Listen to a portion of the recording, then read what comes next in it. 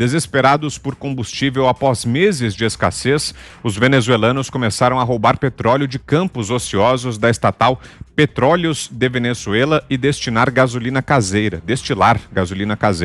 A quantidade de petróleo roubado é uma pequena fração da produção da Venezuela, mas a atividade é testemunho da crise da PDVSA, que não consegue mais abastecer a população do país com combustível. A outrora rede de refino de 1.300.000 barris de petróleo por dia da Venezuela entrou em colapso. As instalações de petróleo e refino têm pouca segurança ou manutenção e a empresa é incapaz de reter trabalhadores qualificados porque os valores dos salários derreteram. A empresa atingiu uma nova baixa esse ano. A produção de petróleo da Venezuela caiu para apenas 397.000 barris por dia em setembro. Ana. É inacreditável, né? Porque você vê todo o contexto do país, da Venezuela, e você pensa um país desse em outras mãos, com outros governantes, né? Num sistema republicano, como seria saudável, né?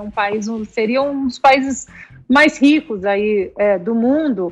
E a gente tem que atentar, isso que acontece na Venezuela, a gente tem que prestar atenção, quem é que apoia isso? Quem perto da gente, ou nos Estados Unidos, ou no Brasil, quem é que apoia esse tipo de governante? Quem é que apoia as medidas ditatoriais que acontecem na Venezuela e que já trazem um dano severo para o povo venezuelano há muitos anos. Uma coisa é você não apoiar um presidente como Donald Trump por N razões, porque é um bufão, um malcriado no Twitter, ou porque você acha que ele dá muito poder, não dá poder ao Estado de uma maneira como os democratas hoje imaginam, mas outra coisa é você apoiar esse tipo de conduta, esse tipo de ditador, e você ainda ir nas redes sociais e dizer que a Venezuela é uma democracia.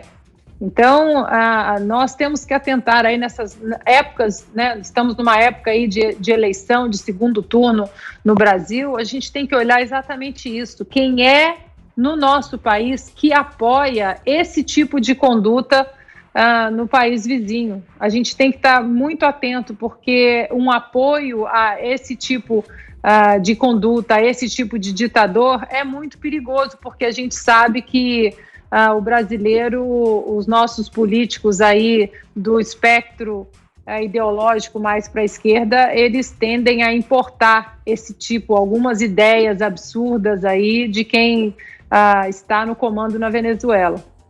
Diga, Zé. Olha, no interior a gente aprende de que o caráter vale tudo e a credibilidade é essencial. A Venezuela perdeu isso quando nacionalizou várias empresas, inclusive, Vitor, uma refinaria da Petrobras. O Brasil, mesmo assim, mesmo roubado, continuou fazendo parcerias, como Abreu e Lima, com a Venezuela. Esse conjunto de medidas, quando a Venezuela nadava em ouro, gente, a Venezuela já esteve muito bem. Era um dos maiores produtores de petróleo do mundo, o petróleo valia muito e a Venezuela tinha refinarias modernas atuando lá. Aí começou essa onda de nacionalizar. Não há nada mais covarde do mundo do que capital. E aí o capital fugiu. A Venezuela não tem condições mais de equipar e modernizar refinarias. Então entrou em dificuldade e está cada vez mais em dificuldade. O Brasil foi vítima, porque unidades da Petrobras lá foram nacionalizadas e o Brasil assumiu o prejuízo e depois ainda fez parceria com a Venezuela.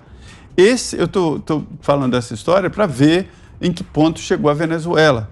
A descapitalização geral, falta de credibilidade no mercado. Quem é que vai abrir uma refinaria na Venezuela diante de governos malucos que nacionalizam a empresa? Isso é roubo, é quebra de contrato. E aí acontece isso aí. E além de tudo, de todo o problema e tal, tem um grande perigo das pessoas refinarem petróleo em casa. Quer dizer, é um perigo social, porque o vizinho não sabe exatamente o que está acontecendo ali. Tem uma refinaria caseira, quer dizer, representa um grande risco à sociedade.